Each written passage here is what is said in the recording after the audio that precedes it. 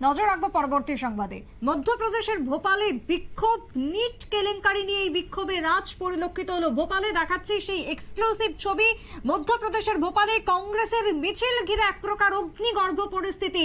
Exclusive সেই ছবি দেখাচ্ছি, যেখানে বিক্ষোভকারীদের ছত্রভঙ্গ করতে পুলিশের জল কামান ছোড়া হচ্ছে। একেবারে সেই ছবি তুলে ধরেছি এই মুহূর্তে নিউজ ভ্যানগার্ডের পর্দায়, যেখানে সকালবেলায় আজকের ঘটনা। কংগ্রেস কর্মীদের ছত্রভঙ্গ করতে পুলিশের জল কামান। নিট কেলেঙ্কারি নিয়ে প্রাথমিকভাবে এই বিক্ষোভের শুরু বলে খবর। অন্যদিকে ভোপাল একেবারে উত্তপ্ত হয়ে ওঠে। কংগ্রেস কর্মীদের উপরে আক্রমণ এবং সেই জায়গায় পুলিশের জল কামান। পরিস্থিতি স্বাভাবিক করার জন্য জল কামানের সেই ছবি দেখাচ্ছি এক্সক্লুসিভ মধ্যপ্রদেশের ভোপাল থেকে, যেখানে ছত্রভঙ্গ করার জন্য এই জল কামান ছোড়া হচ্ছে। কথা বলবো, অঙ্কিতা বর্ধন রয়েছে টেলিফোন লাইনে। অঙ্কিতা, কংগ্রেস কর্মীদের ছত্রভঙ্গ করতে যে ছবি আমরা দেখছি জল কামানের, নিট কেলেঙ্কারি নিয়ে বা নিট নিয়ে এই বিক্ষোভ জানা যাচ্ছে ভোপাল থেকে, এখনো পর্যন্ত পরিস্থিতি কেমন?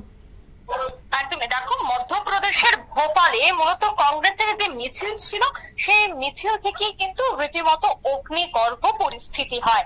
ভোপাল মধ্যপ্রদেশের মুখ্যমন্ত্রীর বাসভবনের কাছে এই নিট ইস্যু নিয়ে নাসিম কেলেঙ্কারি এবং অগ্নিপথ যে প্রকল্প, সেই প্রকল্পের বিরুদ্ধে প্রতিবাদকারী এনএসইউআই এবং কংগ্রেস কর্মীদের ছত্রভঙ্গ করতে পুলিশ জল কামান ব্যবহার করে। এবং এই যে নিট ইস্যু, সেই নিট ইস্যু নিয়ে কিন্তু বহুদিন যাবৎ একেবারে তোলপাড় ছিল দেশ। রীতিমতো কারা এই ঘটনার সাথে জড়িত রয়েছে, ছাত্রদের আগামী দিনের ভবিষ্যৎ কি হবে, দেশের সরকার কি করবে, প্রশাসন কি করবে, কি ব্যবস্থা গ্রহণ করবে, সে সমস্ত বিষয়গুলি নিয়ে কিন্তু প্রায় প্রত্যেকেই সরব ছিল। তার মধ্যে কংগ্রেসের এনএসইউআই অর্থাৎ ছাত্র যে সংগঠন রয়েছে, সেই ছাত্র সংগঠন কিন্তু প্রতিনিয়ত বিভিন্ন প্রতিবাদ মিছিল সংগঠিত করছে।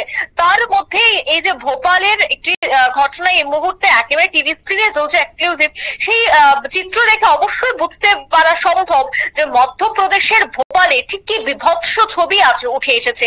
একেবারে ছত্রভঙ্গ করার জন্য জল কামান ব্যবহার করা হয়, কিন্তু সেখানে উপস্থিত ছাত্রছাত্রীদের মূলত বক্তব্য ছিল যে এই ভোপাল মধ্যপ্রদেশের মুখ্যমন্ত্রী বাসভবনের সামনে নিট ইস্যু সহ একাধিক নাসিম কেলেঙ্কারি সহ অগ্নিপথ প্রকল্প নিয়েই তাদের এই মিছিল ছিল।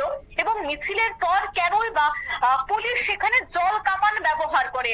আমরা একাধিক সূত্র মারফত খবর পাচ্ছি যে ছাত্রছাত্রীরা সেখানে অভিযোগ করছে যে তারা সারিবদ্ধভাবে সেখানে সেই বিক্ষোভ মিছিলটি করছিল, কিন্তু হঠাৎই পুলিশ এসে জল কামান দেয়। যদিও এখনো পর্যন্ত কিন্তু প্রশাসনিক ভাবে অফিসিয়ালি কিছুই জানানো হয়নি।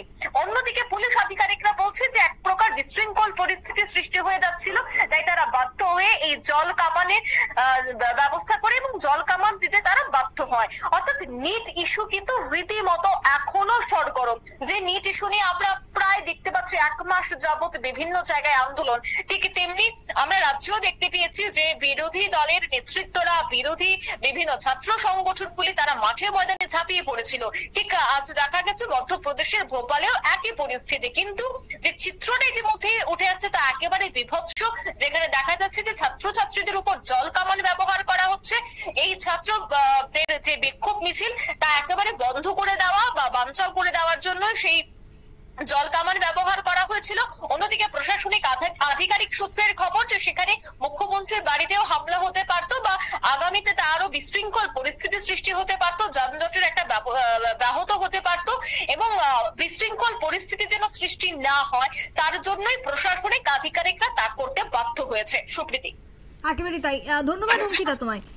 অর্থাৎ ইতিমধ্যেই যে ছবি দেখাচ্ছে সেখানে নিট নিয়েই কার্যত পক্ষে প্রাথমিকভাবে ঝামেলার সূত্রপাত এবং তারপরে বিক্ষোভ কংগ্রেস কর্মীদের উপর। মিছিলেই হামলে পড়ে দুর্বৃত্তরা এবং পরবর্তীতে তাদেরকে ছত্রভঙ্গ করতে পুলিশের জল কামান, কামানে গ্যাস পর্যন্ত ছুটতে হয় বলে খবর উঠে আসছে মধ্যপ্রদেশের ভোপাল থেকে। ছোট্ট একটা বিরতির পর ফিরে আসবো, সঙ্গে থাকুন।